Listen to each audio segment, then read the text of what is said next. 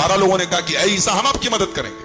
हजरत ईसा ने कहा देखो अभी थोड़ी देर के बाद पुलिस वाले आएंगे और मुझे पकड़ के लेके चले जाएंगे, सूली पे चढ़ा देंगे। तो अल्लाह की तरफ से हुक्म मिला है कि अल्लाह मुझे जिंदा उठा लेगा, तो क्या तुम में से कोई मेरी जगह अपनी जान देने को तैयार है? अल्लाह ताला उसको मेरा हमशक्ल बना देगा और मेरी जगह उसको सूली पे चढ़ा दिया जाएगा, क्या तुम तैयार हो?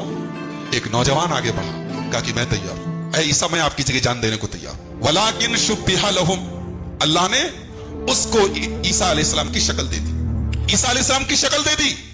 पुलिस वाले आए, जब तक पुलिस वाले आते बादशाह सलामत के, तब तक आसमान से 4 फरिश्ते आए और ईसा अलैहिस्सलाम को रूह और बॉडी के साथ जिंदा आसमान पर लेके चले गए। और यहां उनके जो 12 हवारी थे, जो उनके 12 स्टूडेंट थे, उनमें से एक नौजवान को ईसा अलैहिस्सलाम का हमशक्ल बना दिया गया। पुलिस वाले उसको लेकर गए, उसको सूली पे चढ़ा दिया।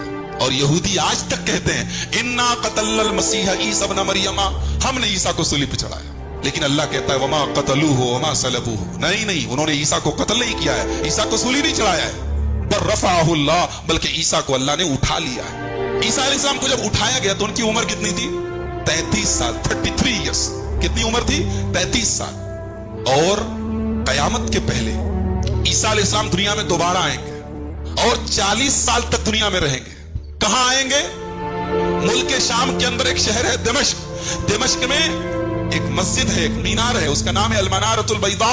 उस मीनार के पास आएंगे और 2 फरिश्तों के हाथ कंधे पर अपना हाथ रख के आएंगे और फजर के टाइम आएंगे, जब फजर की जमात इकामत हो रही हो उस टाइम आएंगे। और जब आएंगे तो उनके बालों से पानी टपक रहा होगा, हजरत ईसा अलैहिस्सलाम के बालों से पानी टपक रहा होगा। और आने के बाद वो क्या करेंगे?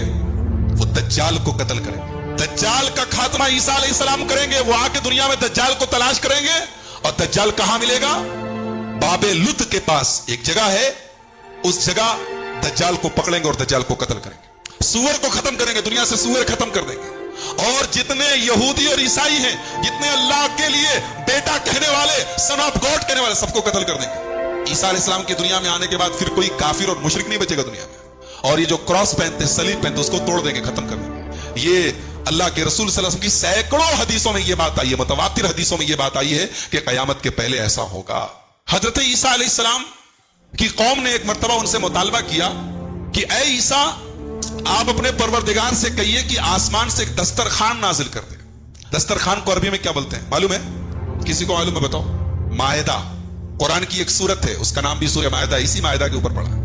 इज़ क़ाल अल हवारियूना या ईसा इब्न मरियमा, हवारियों ने कहा ऐ ईसा, हल यस्ततीउ रब्बुका युनज़िला अलैना माइदतम मिनस समा, क्या आपका रब आसमान से एक दस्तरखान उतार सकता है? हजरत ईसा ने कहा कैसी बात कर रहे हो, कैसा गलत सवाल कर रहे हो, ऐसी बात नहीं करनी चाहिए।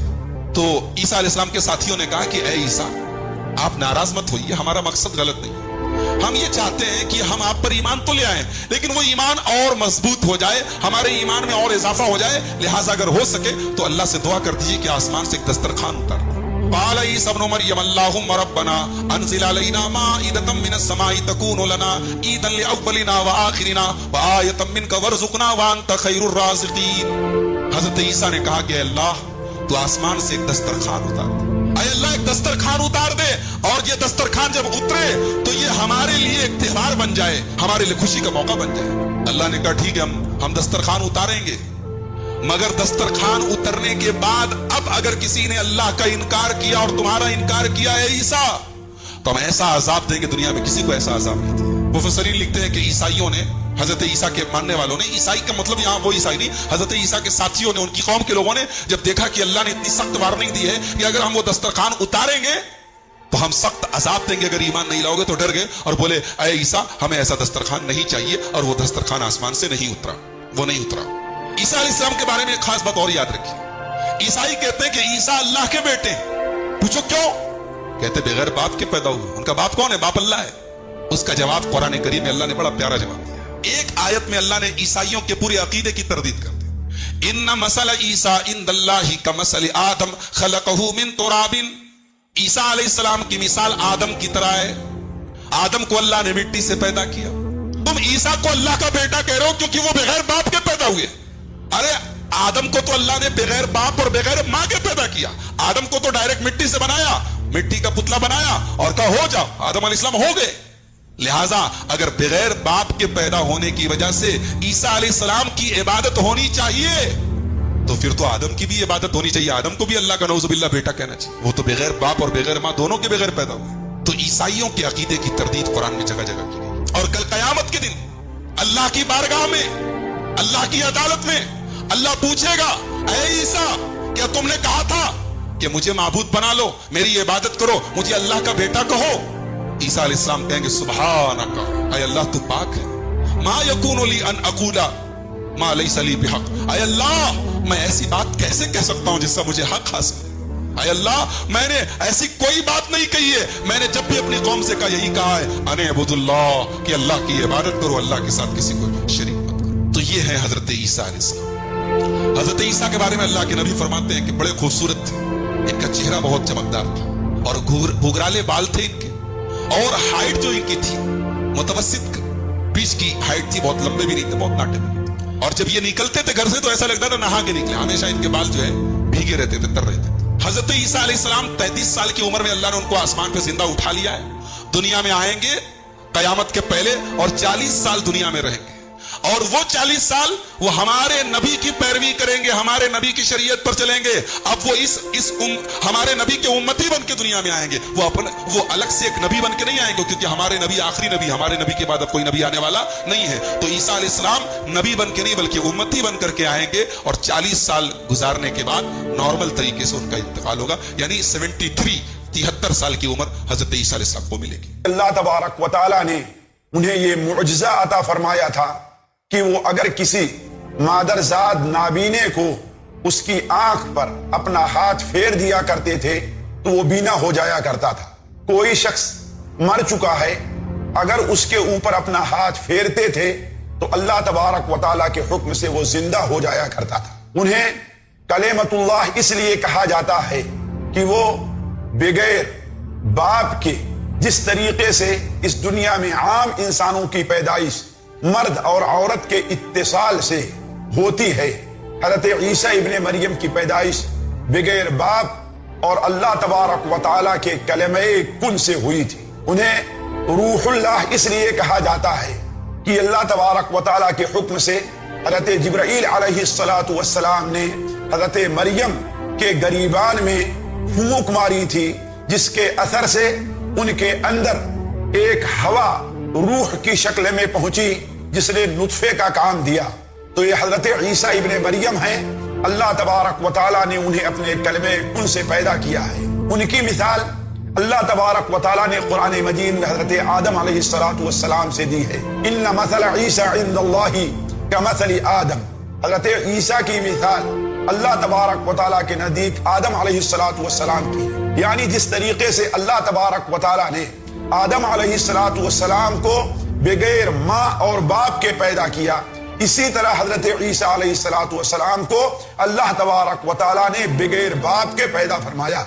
हजरत ईसा इब्ने मरियम उन चंद उलुल अज़्म मिनर रुसुल में से हैं जिनकी मिसाल अल्लाह तबारक व तआला ने अज़्मो हिकमत के पैकर की दी है। चुनांचे अल्लाह तबारक व तआला अपने नबी को हुक्म देते हुए इरशाद फरमाता है, फस्बिर कमा सबरा उलुल अज़्म मिनर रुसुल, आप वैसे ही सब्र कीजिए जैसे आपसे पहले अज़्मो हिम्मत वाले रसूलों ने सब्र किया था।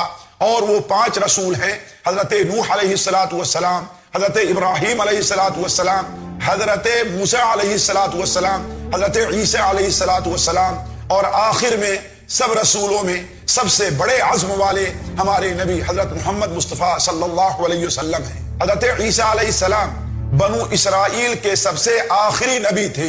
नबी करीम सल्लल्लाहु अलैहि वसल्लम के दरमियान और उनके दरमियान कोई दूसरा नबी मबऊस नहीं हुआ। हजरत ईसा अलैहिस्सलातु वस्सलाम ने बनु इसराइल को दीन में गुलू करने से मना फरमाया और उन्हें खालिस तौहीद की दावत दी, शिर्क से मना किया। चुनांचे अल्लाह तबारक व तआला इरशाद फरमाता है कि हजरत ईसा अलैहिस्सलाम ने कहा, इन्नहु मन युशरिक बिल्लाह फक़द हर्रमल्लाहु अलैहिल जन्नह व मअवाहुन नार। हजरत ईसा अलैहिस्सलाम ने अपनी कौम और बनु इसराइल को हुक्म दिया कि इन्नहु मन युशरिक बिल्लाह, जो शख्स अल्लाह तबारक व तआला के साथ शिर्क करता है तो अल्लाह तबारक व तआला उसके ऊपर जन्नत को हराम करार देता है और जहन्नम को उसके ऊपर वाजिब करार देता है। حضرت عیسیٰ ابن مریم علیہ السلام کو اللہ تبارک و تعالی نے بہت سے معجزات سے نوازا.